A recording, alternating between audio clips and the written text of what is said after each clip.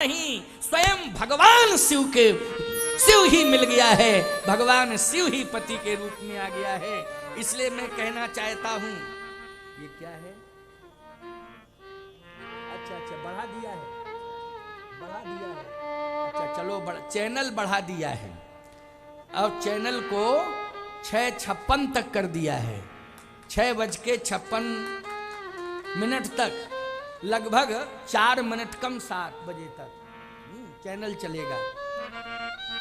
अच्छा किया, हमारे कारण बढ़ा दिया तुमने, बहुत बढ़िया है। चैनल वालों ने बड़ी दया की हमारे ऊपर। चलो भगवान की आशीर्वाद है।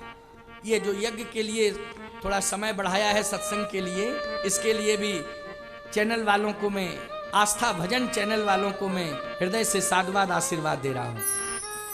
आप लोगों ने भी ताली बजाकर स्वागत कर दिया, बहुत अच्छी बात है। तो आइए सुनिए, बिल्कुल मस्ती से सुनते जाओ, हम आपको सुनाते जाएंगे और आपको बिल्कुल पूरा मस्त करके ही आरती करेंगे, चिंता नहीं करिए। अब तो मुझे अब कंप्लीट मिल गए हैं, कम से कम 35 मिनट और मिल गए हैं। अब मैं 35 मिनट और बोलूंगा, इसके बाद शेष 15-20 मिनट आरती के लिए दे दूंगा, ठीक है ना।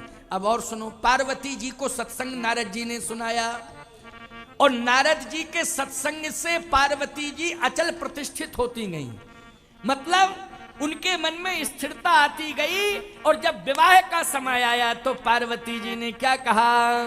बोले जन्म कोटि लगी रगड़ हमारी, और बरो संभूनत रहो कुंवारी। पार्वती जी कहती है मैं विवाह करूंगी तो केवल शिव जी के साथ करूंगी और किसी के साथ नहीं करूंगी, केवल शिव के साथ। अच्छा, शिव में विशेषता क्या है? हमारी बेटी के जीवन में यह भी अनुभव होना चाहिए कि हमें पति किन लक्षणों वाला मिले, और ये लक्षण पति के भगवान जैसे लक्षण कब समझे जा सकते हैं? जब हमारी बेटी सत्संग से जुड़ी होगी तब। बोलो भाई, सत्संग से। पार्वती जी कहती हैं बरो शंभु नत रहो कुंवारी। कहे शंभु में विशेषता क्या है? जिसका हम वर्ण करें उसमें विशेषता क्या होनी चाहिए?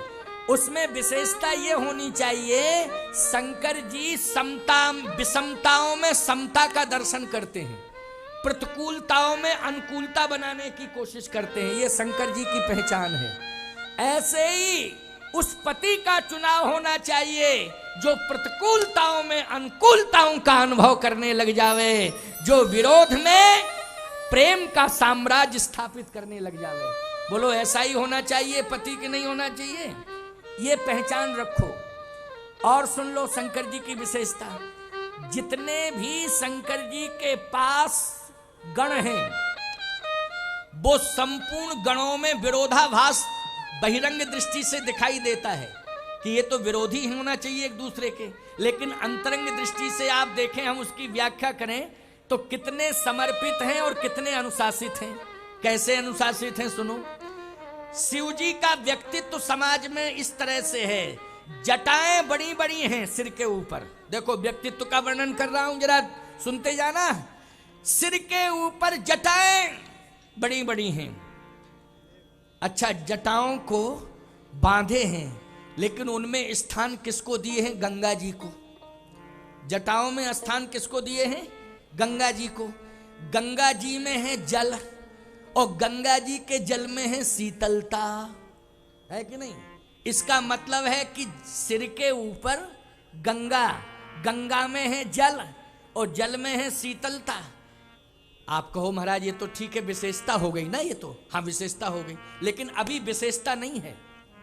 सिर के ऊपर गंगा को धारण करना शिव जी के लिए कोई विशेषता नहीं है, सामान्य बात है।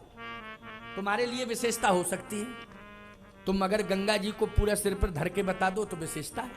शिव जी के लिए तो बहुत साधारण बात है, क्यों भाई, है कि नहीं? लेकिन विशेषता क्या है?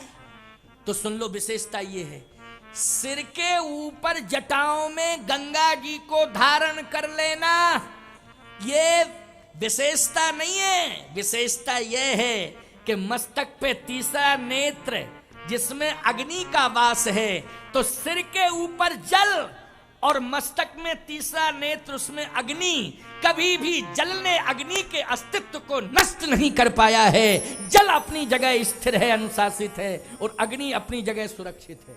जबकि ऊपर जल हो, नीचे अग्नि हो, बोलो भाई क्या दशा होगी अग्नि की, जल्दी बोलो। जल के प्रभाव से अग्नि का अस्तित्व मिट जाएगा कि नहीं मिट जाएगा?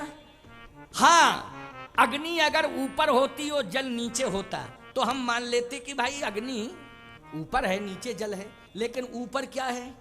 जल, और नीचे क्या है? तीसरे नेत्र में अग्नि। बताओ, अग्नि का अस्तित्व मिटा पाया गंगा के जल ने? ऊपर है जबकि। बोलो, प्रतिकूलता में अनुकूलता बनी है कि नहीं बनी है? बनी अनुकूलता कि नहीं बनी? कितनी बढ़िया अनुकूलता बनी। अरे हम तो यही कह रहे हैं इस मंच से, ये तो बहुत बड़ी बात है। मायके और ससुरालय में अनुकूलता बना लो तुम,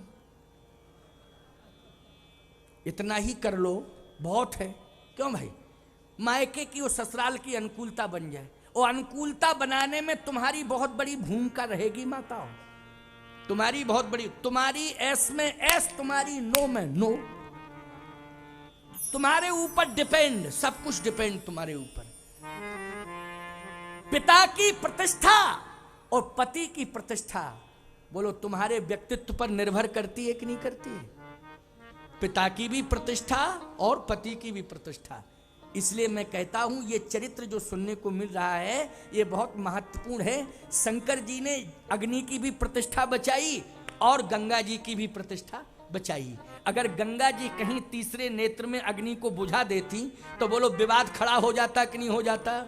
समस्या खड़ी हो जाती। लेकिन अपनी अपनी जगह ये महिमा है भगवान शिव की। ये ना गंगा की महिमा है ना अग्नि की महिमा है, ये महिमा किसकी है? भगवान शिव की महिमा है, ये महानता है। अच्छा, दूसरी समस्या देख लो, बढ़िया बात। दूसरी समस्या क्या है? शंकर जी के मस्तक पर चंद्रमा का वास है। बोलो, है चंद्रमा का वास कि नहीं? चंद्रमा मस्तक पे। अच्छा, गले में कंठ में क्या है? जहर, गरल है ना, गरल जहर है कंठ में। अब जहां पर अमृत होगा क्या विष का अस्तित्व रह सकता है? वहां नहीं रह सकता है ना। जहां पर अमृत होगा वहां विष का कोई अस्तित्व नहीं रह सकता है। लेकिन सही बताओ, चंद्रमा में अमृत अपनी जगह सुरक्षित है और कंठ में गरल जहर अपनी जगह सुरक्षित है। कभी अमृत ने जहर को टच किया? बोलो, नहीं किया। ये महिमा ना तो अमृत की है ना विष की है, ये महिमा किसकी है? ये महिमा शिव की है। दूसरा भाव। तीसरी बात सुन लो, बहुत महत्वपूर्ण बात है तीसरी। भगवान शंकर हमेशा जब भी चलते हैं तो नंदी पर बैठ के चलते हैं। किस पर बैठ के चलते हैं? नंदी पर। तुम लोग अपनी भाषा में बैल बोलते हो, क्या बोलते हो? बैल। नंदी पर बैठ के चलते हैं, बैल पर बैठ के चलते हैं। कौन? भगवान शिव। लेकिन पार्वती जी हमेशा सिंह पे बैठ के चलती हैं, सिंह पे। लेकिन सही बताओ, जब शिव पार्वती दोनों एक जगह बैठते हैं तो शिव जी के सामने बैठता है नंदी और भवानी पार्वती के सामने बैठता है सिंह। जहां सिंह होगा वहां बैल बचेगा? जल्दी बोलो, है? बच ही नहीं सकता है। कैसे बचेगा? है? ज्यादा से ज्यादा कोशिश करो तो 10 मिनट बच सकता, और नहीं तो अंत में गरुड़ पुराण ही बचेगा। क्यों भाई? वो कुछ बच ही नहीं सकता है। जहां सिंह होगा वहां बैल कैसे बचेगा? लेकिन सही बताओ, इतिहास प्रमाण है, शास्त्र प्रमाण है, सुपुराण प्रमाण है, रामचरितमानस प्रमाण है। कह तो दिया है मैंने। क्या है? इधर आओ, डायरेक्ट बोलो, डायरेक्ट, इनडायरेक्ट नहीं। इधर आओ, क्या बात है? 6:56 तक मैंने बोल तो दिया। 6:56 तक चलेगा, चलेगा, चलेगा। चैनल से प्रसारण चलेगा 6:56 तक। यही तो घोषणा पहले भी कर दी, अभी भी कर रहा हूं। 6:56 तक बिल्कुल चलेगा, कंप्लीट। चिंता मत करो, बैठे रहो डटे। आओ, तुम तो बैठे ही हो, आनंद से बैठे हो, सुन रहे हो। ऐसे श्रोता, गंभीर श्रोता, बहुत भावमयी मुद्रा में बैठ के कथा सुनते हो। तीसरी बात, सिंह बैठा हुआ है लेकिन बैल अपनी जगह निश्चिंत बेफिक्र होकर के बैठा है। कभी सिंह ने, पार्वती जी के वाहन सिंह ने नंदी बैल के ऊपर आक्रमण किया? नहीं किया। ये विशेषता सिंह की नहीं है। ये सोचने लग जाओ कि सिंह की विशेषता है कि वो बैल पर आक्रमण नहीं कर रहा। ये विशेषता भगवान शिव की है। ये विशेषता किसकी है? भगवान शिव की है। शिव की विशेषता है। ये सारी विशेषताएं किसकी बता रहा हूं? शिव जी की बता रहा हूं कि नहीं? अब देख लीजिए और बड़ी विशेषता, विशेषता में भी विशेषता। क्या? उनके एक पुत्र हुए, उनका नाम है कार्तिकेय। उन्हीं को कहते हैं खड़ानन। कहते हैं कि नहीं कहते हैं? खड़ानन जी पुत्र हुए, लेकिन खड़ानन जी ने पसंद किया है अपना वाहन मोर। क्यों भैया, कौन सा वाहन पसंद किया है? मोर। लेकिन शंकर जी ने श्रृंगार किया है सर्प से। श्रृंगार, शंकर जी ने श्रृंगार किससे किया है? सर्पों से। बोलो किया कि नहीं किया? जहां पर मोर होगा वहां सर्प बच सकता है? जल्दी बोलो। है? आपने कहा नहीं बच सकता, लेकिन एक और सर्प को डिस्टर्ब किया मोर ने। बोलो। इसमें विशेषता ना मोर की है ना कार्तिकेय जी की है, विशेषता भगवान शंकर की है प्यारे। इसलिए ये है शंकर का व्यक्ति। और सुन लीजिए, और सुन लो, बहुत बढ़िया बात बता रहे हैं, सुनते चले जाओ। हम तो सुनाने के लिए बैठे हैं, तुम सुनने के लिए सुनते जाओ बहुत मस्ती से। दूसरे पुत्र हुए भगवान गणेश जी। गणेश जी से कहा कौन सा वाहन लावें तुम्हारे लिए? बताओ बेटा, कौन सा वाहन पसंद करोगे? हैं? फॉर्च्यूनर कि Innova? Innova, Pajero? Ganesh ji बोले नहीं नहीं नहीं नहीं पिताश्री, ये सब तो कौन सा? बताओ बताओ बेटा, तुम जो डिमांड करो हम देने के लिए तैयार हैं। कहा हमें तो चूहा चाहिए। चूहा? क्या चाहिए? चूहा।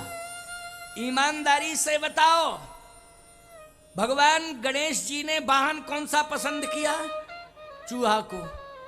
लेकिन जैसे चूहा आया तो चूहा कहता है कि मेरी जिंदगी निर्भीक हो गई। क्यों?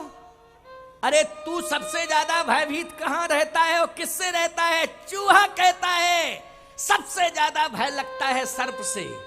लेकिन यहां तो सर्पों के बीच में तू बैठा है, अब तुझे भय नहीं लग रहा है? क्यों भैया, सबसे ज्यादा भय चूहे को किससे लगता है? सर्प से। सर्प का सुंदर प्रिय आहार नाश्ता चूहा है। चूहा मिल जाए, जैसे तुमको रसगुल्ला मिल जाए तो कितनी जल्दी खाते हो, ऐसे ही सर्प को चूहा मिल जाए तो तुरंत पसंद करता है, बहुत टेस्टी लगता है उसको। सर्प को चूहा अब क्यों लगता है, अब तुम लोग पूछना, हम क्या बता रहे हैं, है ना? वो बहुत पसंद करता है। आपको मालूम होना चाहिए,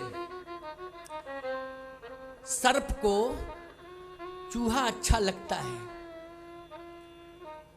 और कंजूस को धन अच्छा लगता है। क्यों भैया? कंजूस को धन अच्छा लगता है, सर्प को चूहा अच्छा लगता है। जो संपत्ति को जोड़ता है कंजूस, वो खर्च नहीं करता है अपनी लाइफ में। फिर बोले जोरत जोरत सूमा मर गो, मजा चखा खरचंगा ने। क्यों भाई? सूम कंजूस जोड़ते जोड़ते मर गया, लेकिन खर्च करने वाली औलाद ने बोलो मजा लिया कि नहीं लिया? मजा है। जोरत जोरत सूमा मर गो, मजा चखा खरचंगा ने। खोदत खोदत चूहा मर गो, मजा चखा सरपंगा ने। यशोदत चूहा मर गो मजा चखा सर पंगा ने। सांप, सरपंगा मानी सांप। अच्छा बोलो भाई, सांप ने कभी अपनी जिंदगी में घर बनाया अपना? नहीं बनाया।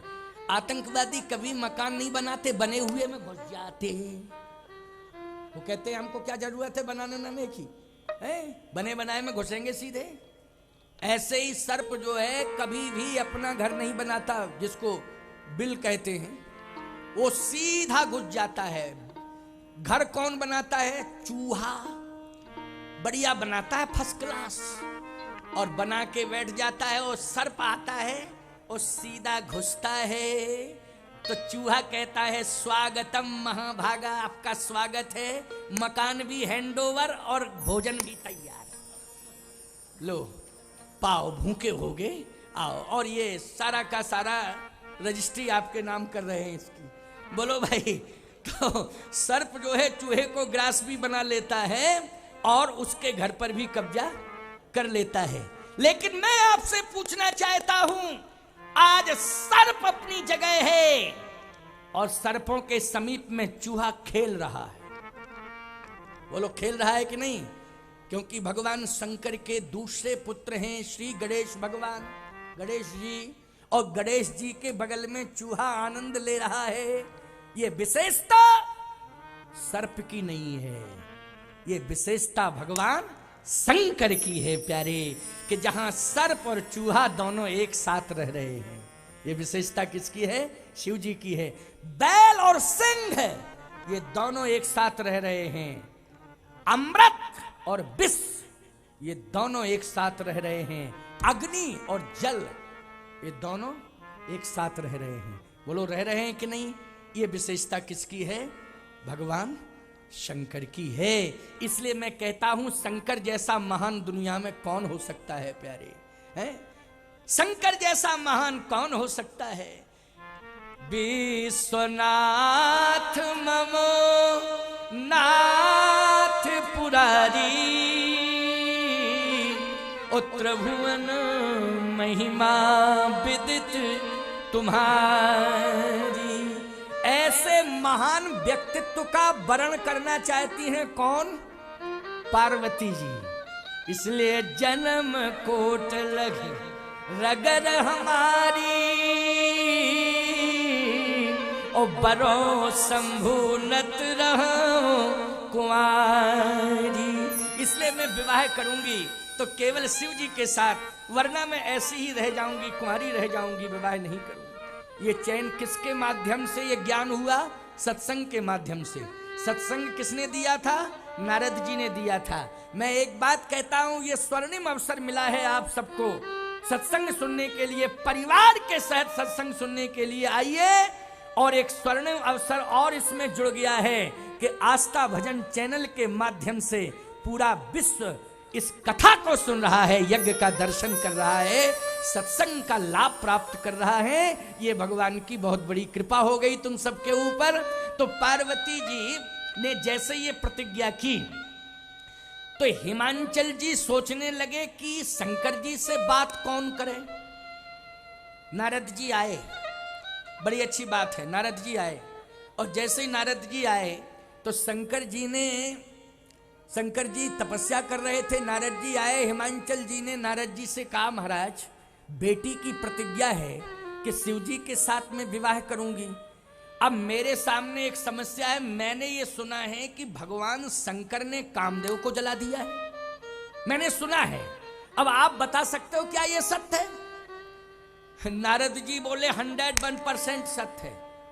सत्य नहीं, 101% सत्य है कि शंकर जी ने कामदेव को जला दिया।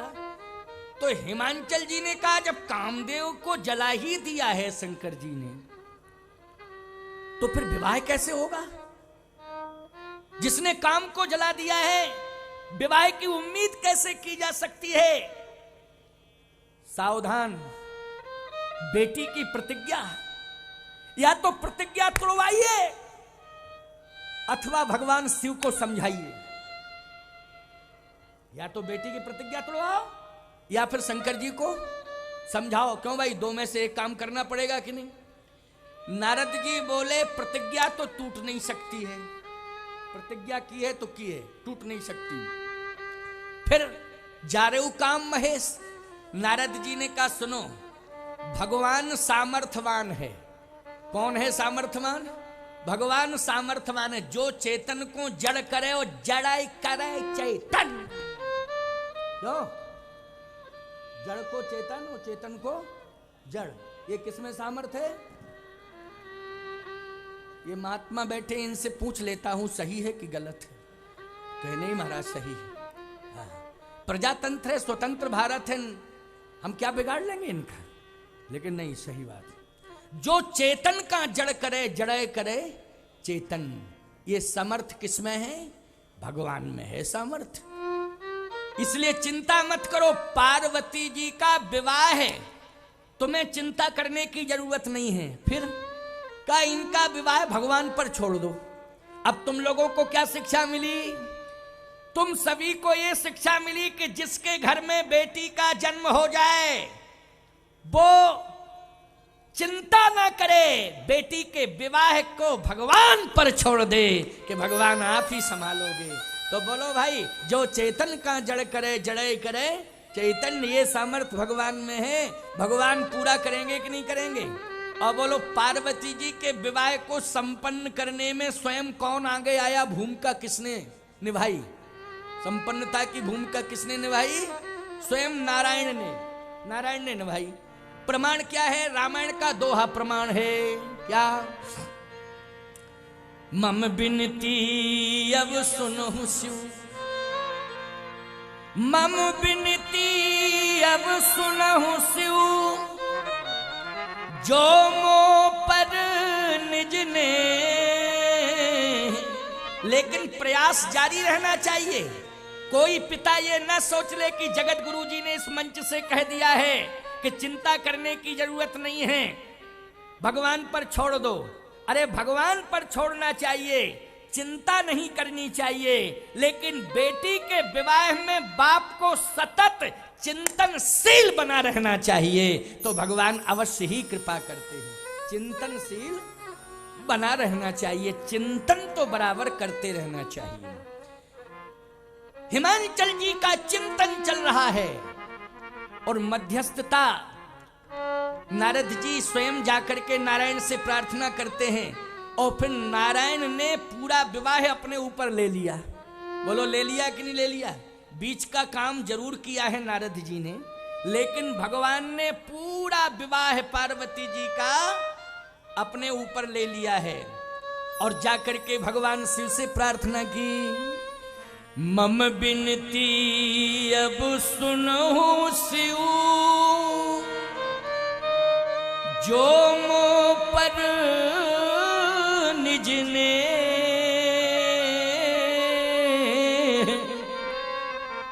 तो जाहे विवाह शैल जहां, यह मोहि मांगे दे। जाए विवाह शैल जहां, यह मोहि मांगे देव।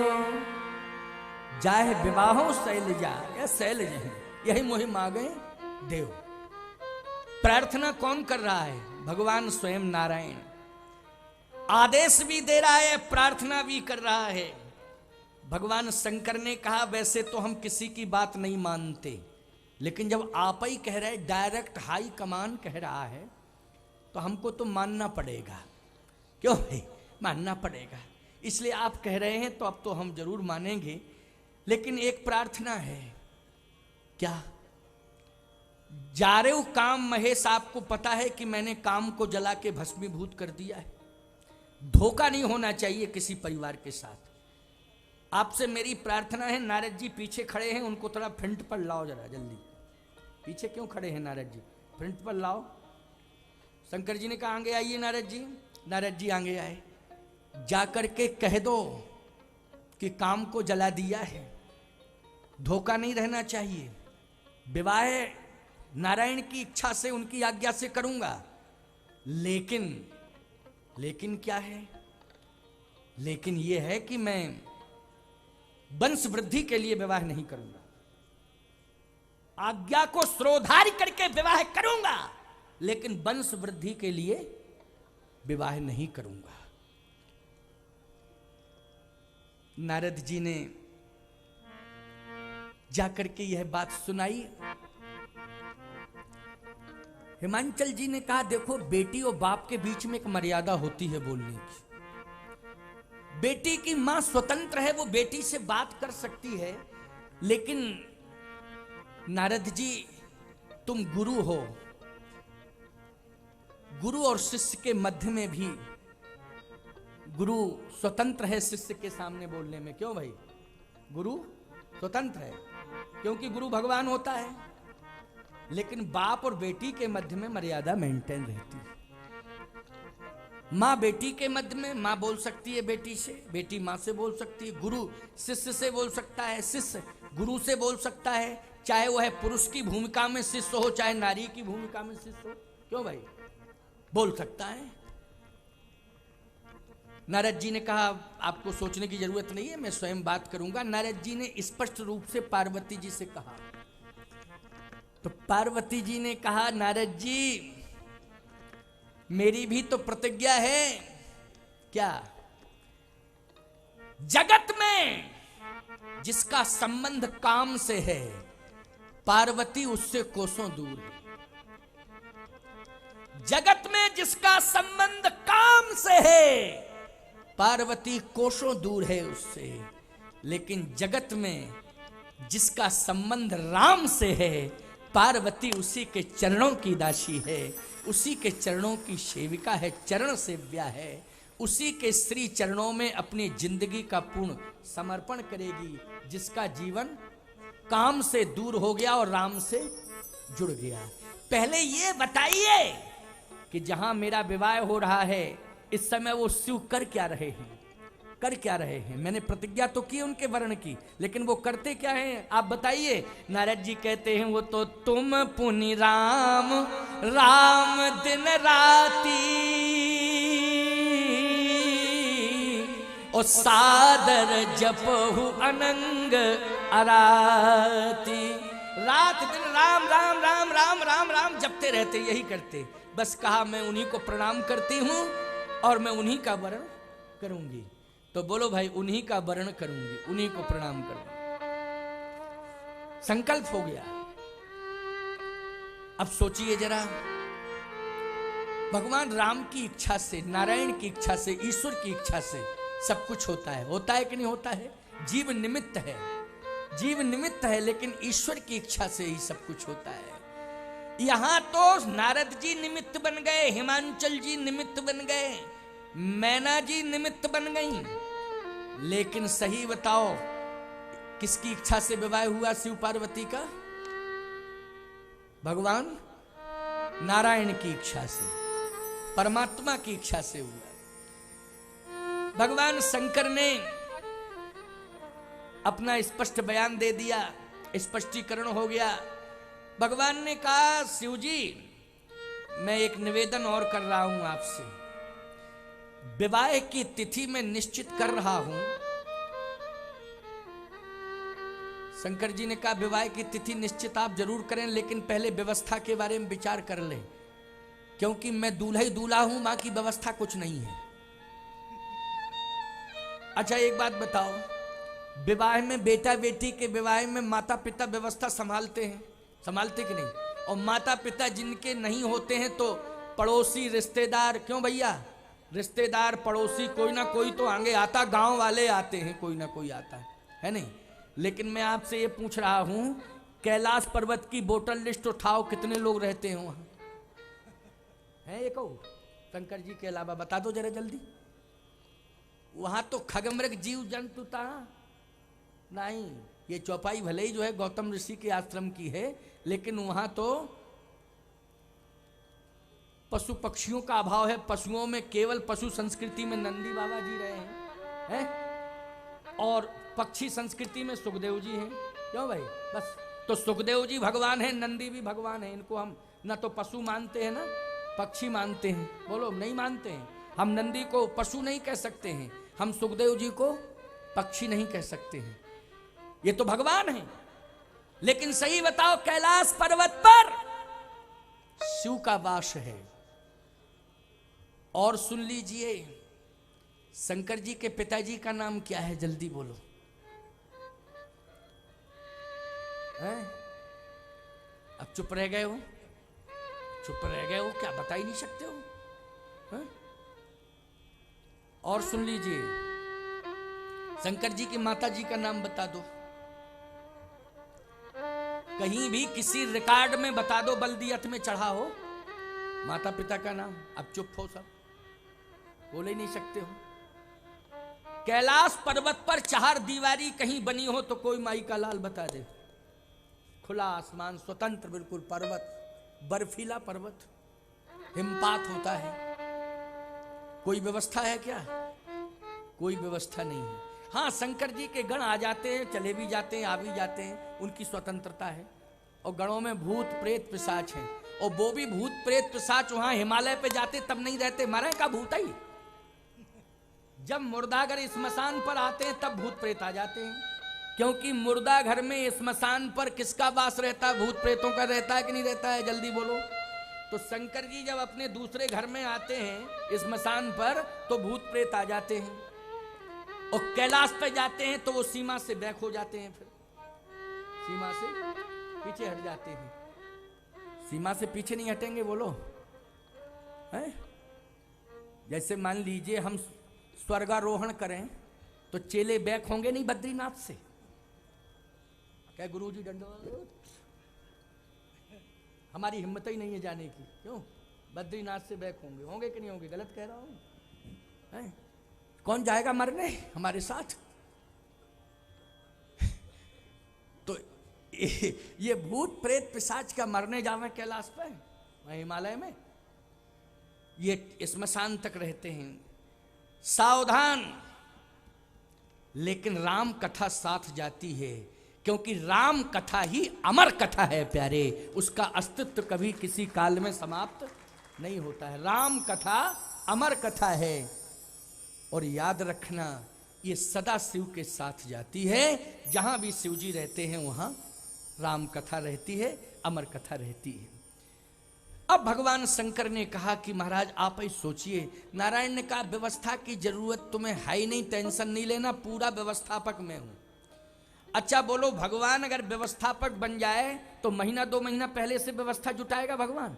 कि रिद्धियां सिद्धियां काम करती हैं, सेकंडों का काम है, जल्दी बोलो, सेकंडों का काम है कि नहीं? रचना करे सेकंड में। भगवान ही को जब व्यवस्था करनी है तो महीना 2 महीना 4 महीना पहले से तैयारी करने की जरूरत नहीं है, वो तो इशारे में काम होता है। भगवान ने कहा चिंता करने की कोई जरूरत नहीं है, आप तो ये स्वीकार करो कि दूल्हा बनने को तैयार हो कि नहीं। कहा हाँ, बैक तो नहीं हो गए? अरे बोले नहीं नहीं, आप कह रहे हैं तो कभी नहीं होंगे। अच्छा तो ठीक है, तैयारी होनी चाहिए। अब तैयारी हो रही है, बड़ी लंबी तैयारी है। 6:40 हो गया है, मात्र 15 मिनट बचे हैं, 15 मिनट बचे हैं। 2 मिनट का कीर्तन तो हम करावे ही करेंगे, है ना? 15 मिनट आरती को देंगे, लेकिन चलो 2 मिनट हम और तुम्हें दिए देते हैं, कीर्तन 2 मिनट बाद में करा लेंगे, 4-5 मिनट और दिए देते हैं। लेकिन ये मत सोचना कि पूरे 6:56 दो, फिर आरती होगी बाद में। तो आरती का भी आनंद हम ही ना लेवें, जहां जहां तक प्रसारण पहुंच रहा है वहां के लोग भी आरती का आनंद लेवें। कई बार लाइव की कथा में आरती मेरे लाइव प्रसारण के बाद हुई, लाइव बंद होने के बाद तो लोगों ने दूरभाष पर चर्चा करके कहा कि महाराज हम लोग आरती का विशेष आनंद लेना चाहते थे लेकिन नहीं लेने दिया आपने, थोड़ा 5-7 मिनट 10 मिनट आरती के लिए। चलो भाई, हमने कहा कोई बात नहीं, तो आरती का आनंद भी लेंगे, लेकिन अभी 2-3 मिनट की बात और सुन लो। बिल्कुल कंप्लीट हमारे हिसाब से तो भैया 6:40 हो गए।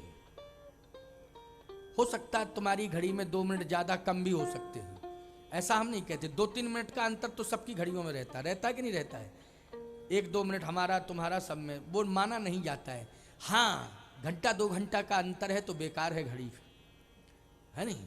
जैसे हमारी घड़ी में बज रहे हैं 6:40 और कोई कहे नहीं महाराज हमारी घड़ी में तो 4:40 हैं, तो हम कहेंगे बेवकूफ हो क्या, ये घड़ी कहाँ से मिली तुमको? टीवी से मिली? बोले नहीं टीवी से तो नहीं मिली। फिर रेलवे स्टेशन से? बोले नहीं उससे भी नहीं मिलाई। फिर बोले ससुराल से मिली हमको। अरे तो ससुराल से मिली है, तेरी ससुराल में घड़ी इस तरह से मिलाई जाती उटपटांग, तो मैं क्या करूं? क्यों भाई? इसलिए हम तो अपनी घड़ी को मंच से मिलाते हैं, और लंच में भी जो हमारी घड़ी है वहाँ भी हमारी घड़ी वही। हमारी घड़ी 3 जगह से मिलती है, लंच, मंच, स्टेशन। रेलवे टाइम, लंच आवास और मंच, तीनों से। इसीलिए 1-2 मिनट का अंतर हो सकता है, ज़्यादा अंतर नहीं हो सकता है। तो आइए हम सब मिलकर के इस बात का संकल्प लें कि भगवान शिव आज विवाह के लिए तैयार हैं भगवान के आदेश से। व्यवस्था कौन कर रहा है? स्वयं भगवान कर रहा है। ये विवाह वंश वृद्धि के लिए नहीं हो रहा है, ये विवाह राम कथा की वृद्धि के लिए किया जा रहा है। प्यारे, राम कथा का जन्म हो। बोलो किसके जन्म के लिए विवाह है? राम कथा के जन्म के लिए। सही बात बोल रहा हूं कि नहीं बोल रहा हूं?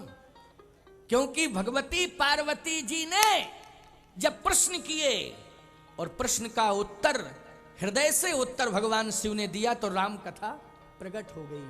तो राम कथा के लिए जन्म के, राम कथा जन्म के लिए शिव जी का विवाह हो रहा है। नारायण स्वयं इस विवाह को संभाल रहे हैं। और याद रखना, पार्वती राम कथा को जन्म देती, सामान्य नारी संतान को जन्म देती है तो वो जननी होती है, लेकिन पार्वती जी ने राम कथा को जन्म दिया है, इसलिए वो जगत जननी के रूप में पूरे समाज में प्रतिष्ठापित हो गई, संसार में प्रतिष्ठापित हो गई।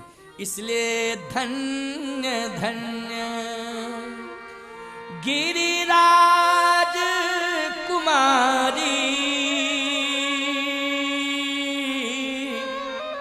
और तुम समान नहीं को पुकारी। पूछे रघुपति कथा प्रसंगा, और सकल लोक जग पावनी गंगा। सकल